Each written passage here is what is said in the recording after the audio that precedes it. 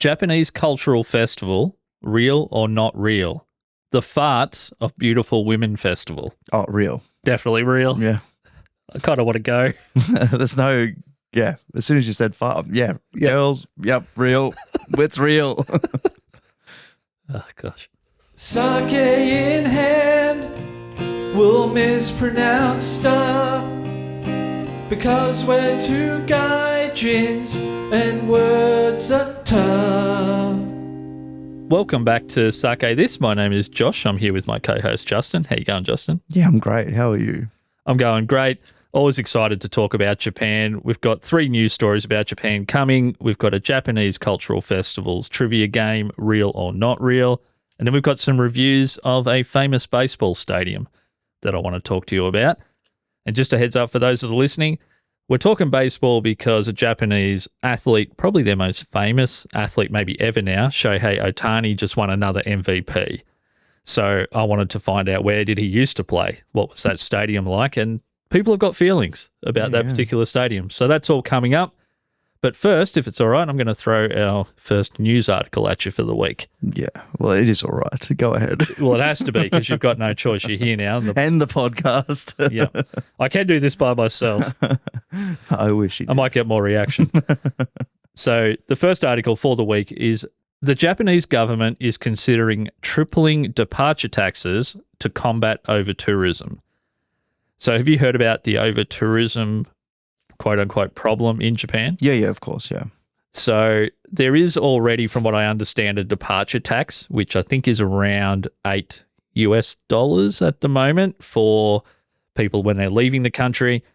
Their new prime minister essentially is looking at an international tourist tax of 3 times the amount, so around 3,000 yen or $20 US per person, to essentially, when you're leaving, you have to pay this fee. So firstly, when you hear over tourism, did you see any places when you were in Japan where you thought, wow, there's just too many foreign people here, there's too many tourists? Yeah. In the touristy spots, yeah, for sure. There's areas where you're in between tourist destinations, I guess, because a lot of them are in very like close proximity. Those areas are really bad for it, where you're walking around and you're like, oh, I have barely seen a Japanese person in a little while. Like that's, yeah. Like obviously you do, but it's like, yeah. And yeah, you see a lot of Australians. You hear a lot of Australians over there. Australians love to go to Japan. And yeah, it's just, there's places definitely where it's just very overcrowded and it definitely takes away from the experience of it. Yeah. But that's everywhere, I guess, now. Because when I hear over tourism, my first thought is, depending on the historical nature of the location, it could be not just that there's a lot of physical people there taking up space and making noise, but the local people who live there can't go about their daily lives with any level of convenience. That, or they start relying on the tourists. Right. They start relying on the financial and they ride that situation of tourists, and then the tourists are essential to their local economy, and then that's a problem as well. Like Bali, for example. Yeah, well, that's over tourism writ large. Yeah. But like that's obviously a problem. I don't know. This is not going to fix it at all, but it's definitely going to just help fund the government. But yeah, my theory is, when I was thinking about this article, putting something up from 1,000 yen to 3,000 yen, $8 or $9 to $20. Unless you happen to have a family of 45 people that are traveling, it's not going to deter anybody. No. What I'm thinking is Japan needs to, instead of increasing something, decrease something. So decrease the food quality, decrease the hospitality, make it less appealing. Yeah. And we won't go there. But it is slightly less appealing the more tourists that go there. But I mean, you said that this won't work. So what do you have? No. I'm saying that won't work to deter people. It's just to raise funds, really. Yes. But I don't think if it's happening, we may as well cash in. Yeah. But I agree with it should be way higher fees. But then I think if it's on a lot of departures, like people going in and out constantly, on like shorter flights. But like if you're from Australia, it's like if your flight is $1,000, I mean, I'm happy to pay an extra $20 on my like outgoing fee. Yeah. That's not an issue. Like it should be way more than that.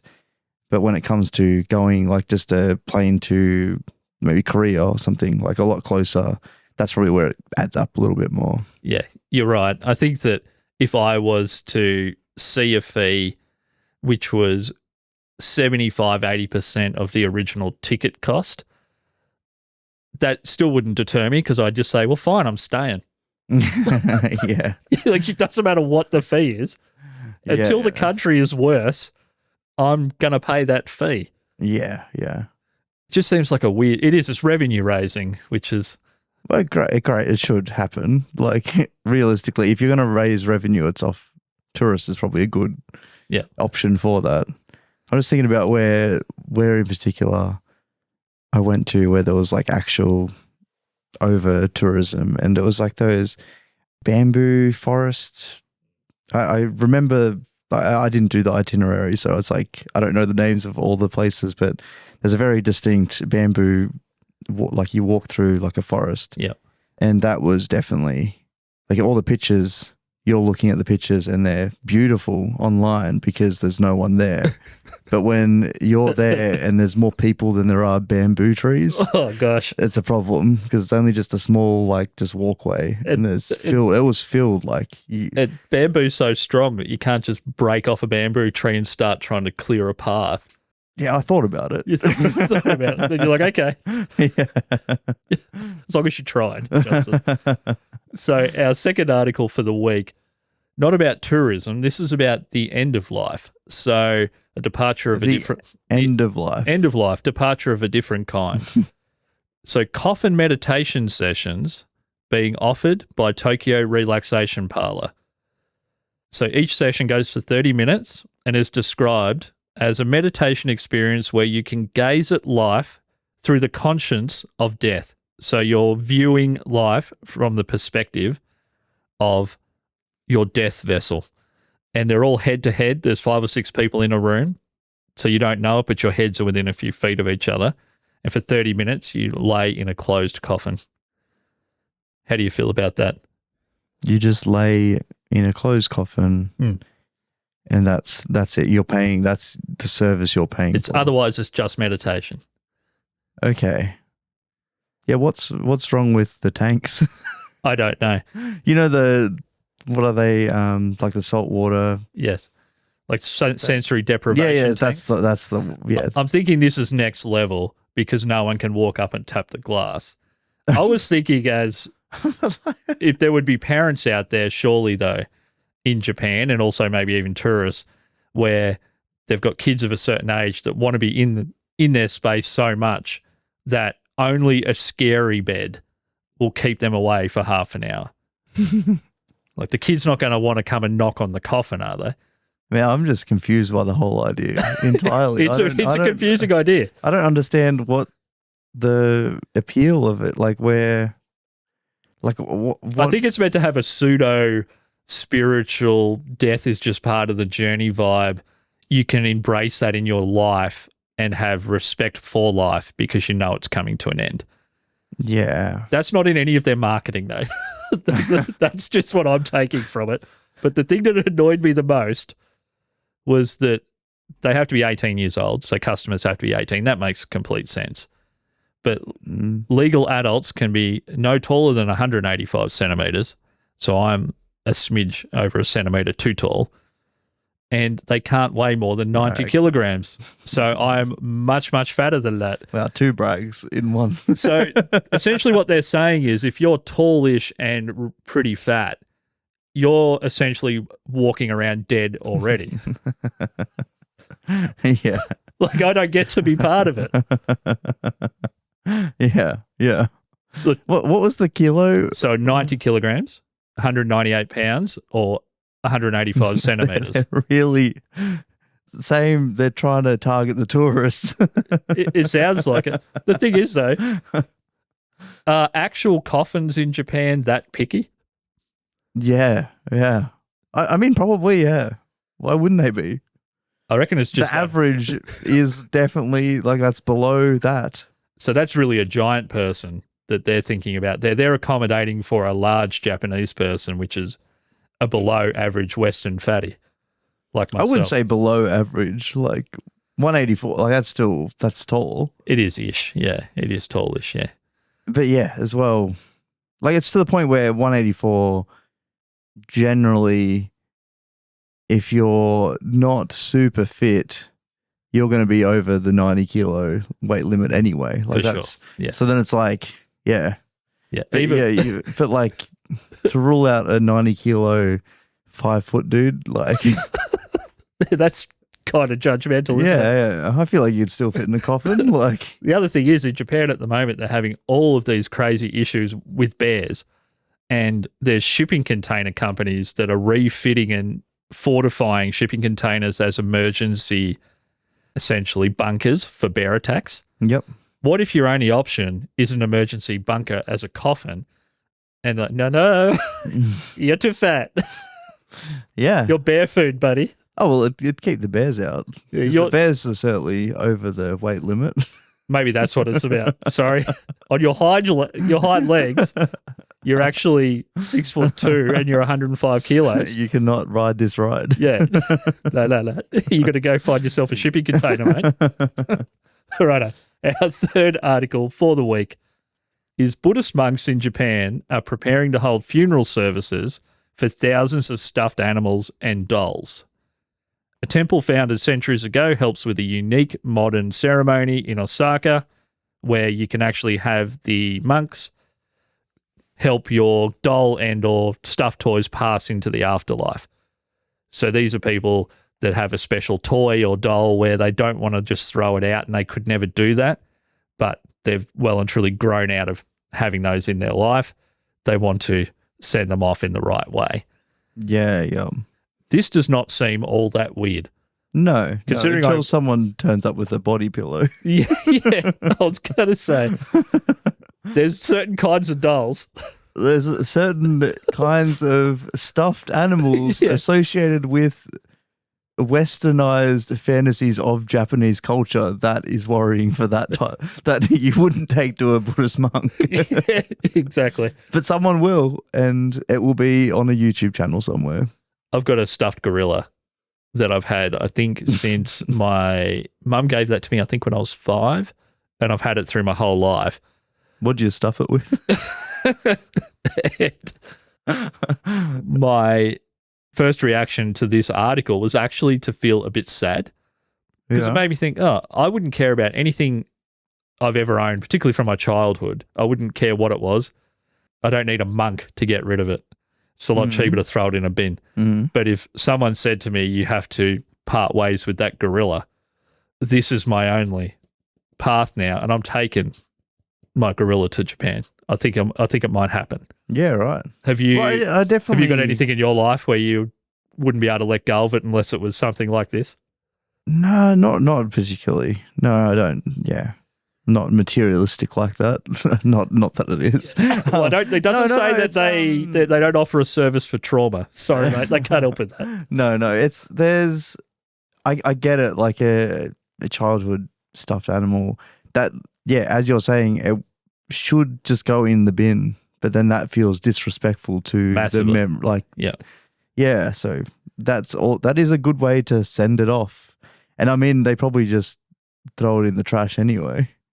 Yeah, but I figure that in that moment that they light the bonfire, Sorry, the bonfire, which is essentially trash. Yes.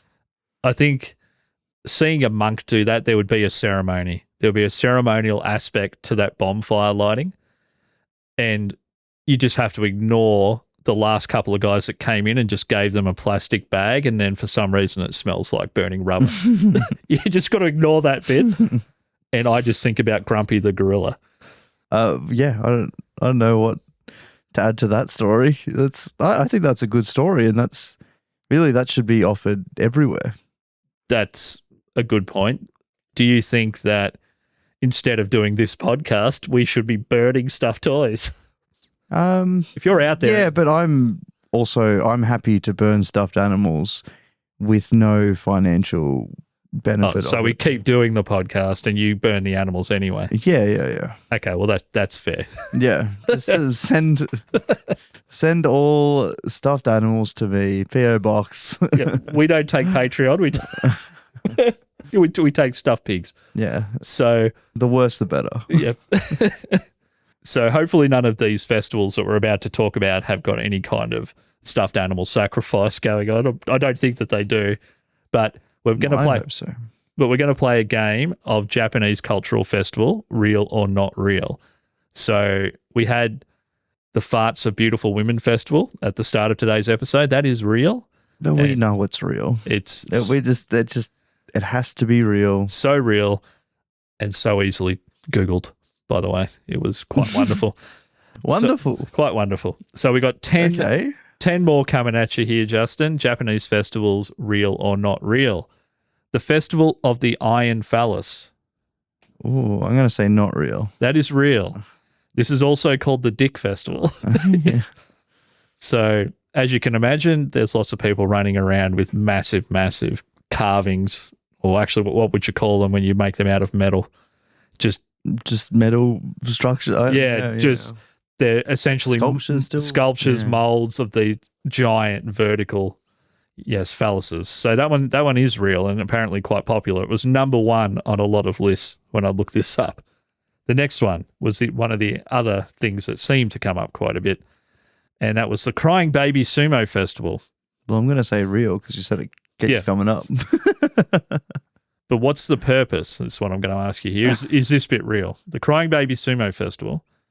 Sumo stand in a circle to make babies cry, or they have to, having never met the baby, stop them from crying. Which one's real? Stop them from crying. It is make them cry, which is infinitely more terrifying. That is, yeah. I was hoping that wasn't the case, but So the Crying Baby Sumo Festival is real, and the goal is for the sumos to have the loudest crying baby, which I'm assuming now they measure with decibels. You win if your baby's the most upset. yes. And of course you need a sumo for that. So our next one. There's this Monsters Inc., but Yeah, basically. So real or not real? The Raw Fugu Fish Festival. I'm going to say fake. That is not real, and thank Christ. So we might talk about fugu in the future. I did find a few fugu stories that starting to pop up again that people are eating it Yeah, right. Yeah, without treating it properly at the moment. Great. It's probably all the fear of bears. They're like, oh, I'm fighting bears. I may as well fight the fish. So our next one, the Festival of Complete Silence. This is just any train in Japan. I'm going to say real. That is not real, Ah. and surprisingly so. I thought that would have to be real, that there would be a silence festival, but there isn't. Yeah, we should have them Yeah. here. for We sure. might have one in about 2 minutes from now. Next one, the Angry Tea Table Flipping Festival. I want this to be real. It is real, and it's number one on pretty much every list other than the Penis Festival. Okay. So if you can't get tickets to the Penis Festival, you can go and flip over some tea tables. Like, it's pretty sweet. But there's lots of And real... don't mix them up. Yeah, please. Don't take your giant dong to a Yeah, don't start tea flipping table. dicks. So this one has lots of really cool hand-drawn sort of cartoons that go along with this festival over time, and I think they've got some dedicated artists that do caricatures of the big flips. Yeah, right. Yeah, so it's actually pretty cool if you Google that. The next one, Fighting Demons with Chopsticks Festival. I'm going to say this is fake. This is not real. Okay, great. I wish it was. There was a couple of festivals that were kind of similar and had some weird vibes, and they just didn't happen to come together when I think they should have. They're fighting demons with Chopsticks chopsticks. Festival, yes. Yes. So this one I'm going to give you a little description of what this is. The Straw Birdman Festival. Straw Birdman Festival. Grown men dance around covered in straw and cluck like chickens. Oh, that sounds real. That's real. Yeah. Is it the cluck like chickens bit? Oh, it's just, I can just see it. I can picture it in my head. It sounds real. Yeah, I think that I would probably, that's the one that I would go to and want to be part of. Yeah.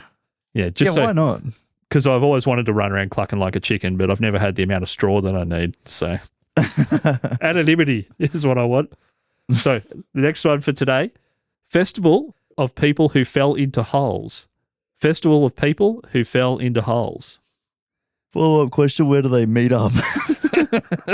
I'm going to say real. That one's not real. Okay. But I found a lot of reference to it and I just couldn't confirm that it was real. And it turned out it's just a really bad translation of another normal festival. Oh, right. Yeah, essentially it's kind of a festival for people to fall in love, but every translation says to fall in a hole.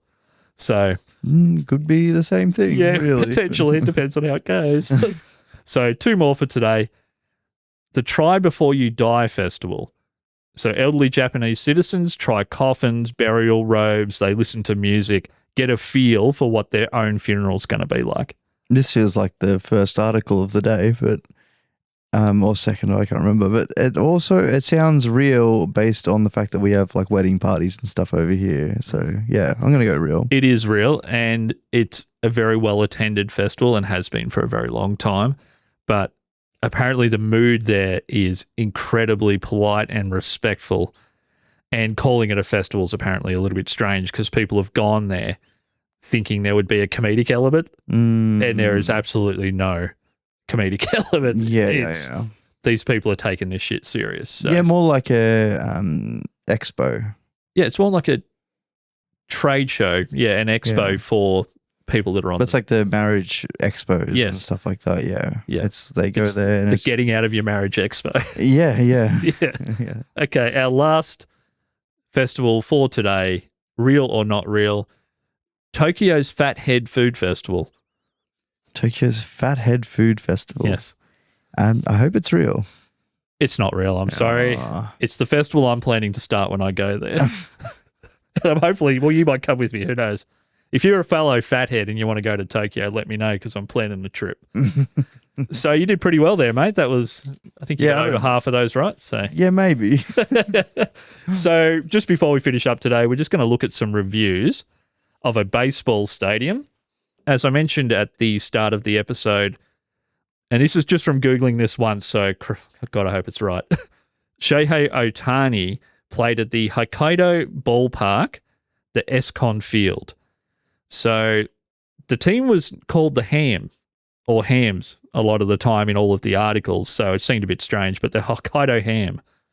So it's called Con Field, and it does look absolutely freaking amazing in the photos. I can't really describe it, but it looks like almost like it's not real. You know, when they do an architectural model of something, like this is what the dream version could be.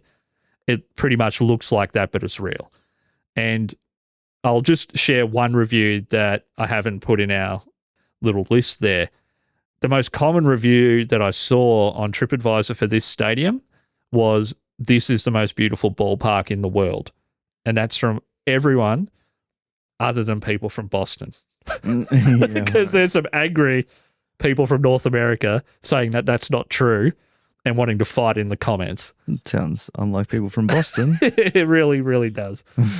So I wanted to share our first 5-star review from TripAdvisor for the Hokkaido ballpark. F Village is the surrounding area. Small vision. That's 5 stars. It would be even better if we could create a large projector-type vision. The current vision with clear impression is also good, but I wish there was a little more vertical size. I have no idea what's going on there. So, are they talking about like a 3D render almost of the... So I had to think about this a fair bit. I think what they're saying is that maybe the actual big screen is not big enough. Yeah. Is that how you're interpreting that? Yeah, after you just said it. Yeah, they're just saying the TV, the projector within the game that broadcasts if you're too far back isn't big enough or isn't clear enough. Because when I first read makes sense. Small vision, I'm like, well, I've seen the picture of the stadium. So that's what I immediately thought. It was a small, like they've, I'm like, I think the architect's vision was too small. Yeah, I'm like, I don't think so. I disagree with that comment. So I'll let you take the next one. I've got a 3-star review, and it's the headline of it is "The Quality of the Clerk."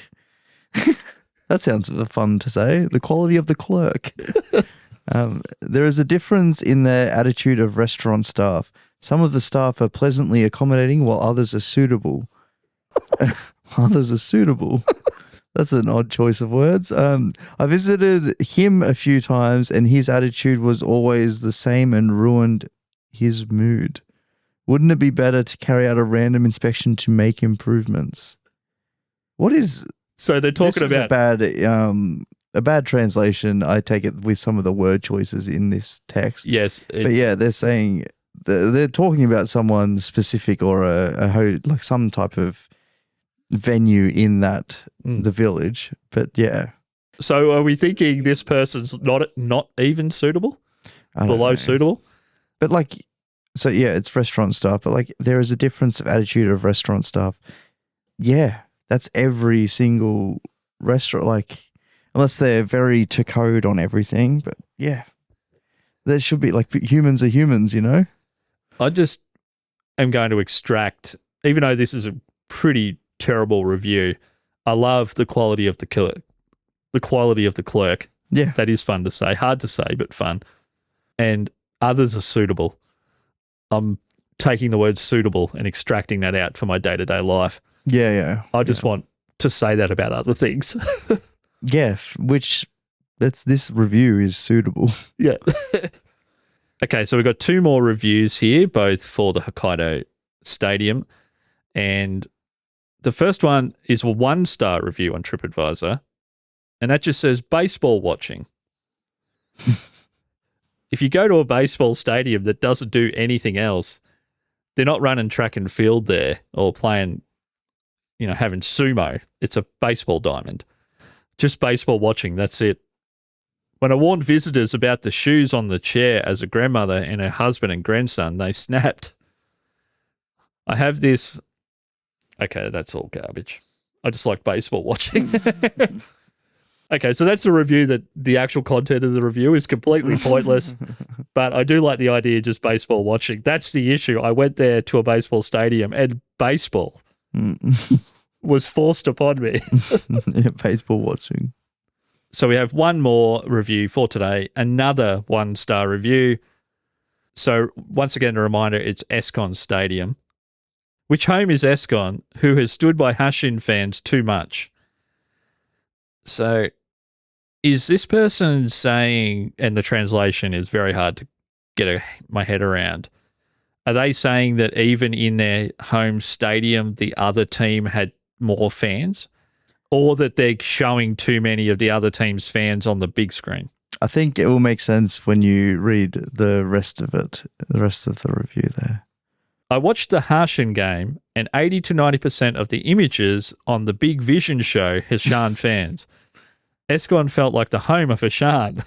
Hashin, or Hanshin, I should say. The home of Hanshin. It's a little too much. A little too much is a 2 or 3 star. You've given this a 1 star. Perhaps because the Fighters fans weren't cheering on the players, the 3-game series was a 1-2 loss. It was a very disappointing 3 days. Yes, they're saying the away team basically is getting most of the screen time, or the fans are, which, yeah, that is a bit disappointing if that is happening. I guess so, but maybe the away team just had more beautiful women farting. I didn't factor that in at all. And Well, I think now that you know about that, you need to factor that into nearly everything. is that what the F in ballpark F village is? I hope so. I hate that you put that in my mind of just go to any sporting game and just anyone that the big screen goes to, it's just like, I bet they're farting. I'm sorry. That's why the cameraman's on them, because they're farting and I'm not. So once again, it's the Hokkaido Ballpark F Village, Escon Field, the former home, from what I can gather, of Shohei Ohtani when he played in Japan. So thank you, Justin. Thanks for joining me on the podcast again. Thanks for joining us, I should say, on the podcast. Thanks for listening. Thank you for my friend Dave Jackson in America, who talked about the show to his much bigger audience recently on his podcast. And yeah, thank you once again. What was their name again? Sorry. Dave Jackson. Dave Jackson. Thanks, Dave Jackson, my close friend. You don't have any close friends. Maybe if you want to be his friend, send us a message. And if you're a beautiful farting girl, also just send me a message. Yeah, don't send me those messages. I Okay. will watch you on the big screen. Okay, right. Thanks, mate. Bye-bye.